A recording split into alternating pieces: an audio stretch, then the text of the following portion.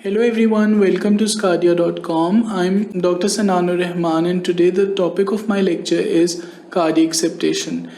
This lecture has been further divided into 5 subsections. In the first subsection, we'll see various methods of septation in the heart. These methods include the endocardial cushions and without the endocardial cushions.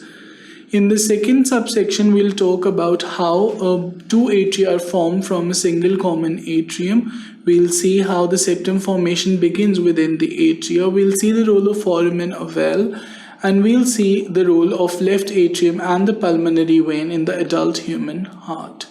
In the third subsection, we'll be talking about the connections between the atria and the ventricles, that is, the atrioventricular canals.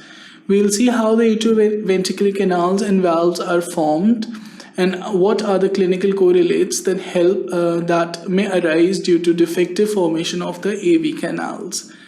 In the fourth subsection, we'll be talking about the outflow tracts. The outflow tracts include the truncus arteriosus and the conus cordis. We'll see how they form the various adult structures in the heart and the role of neural crest cells in this development. In the final section of this lecture, we'll be talking about the ventricles. We'll see how the ventricles divide to form the two adult ventricles, that is how they make the pumping houses of the heart. We'll talk about the valves that separate the ventricles from the outflow tracts and the clinical correlates as to what happens if the division between these ventricles does not go down as planned. I hope you are as excited about this lecture as I am. Keep watching sqadia.com.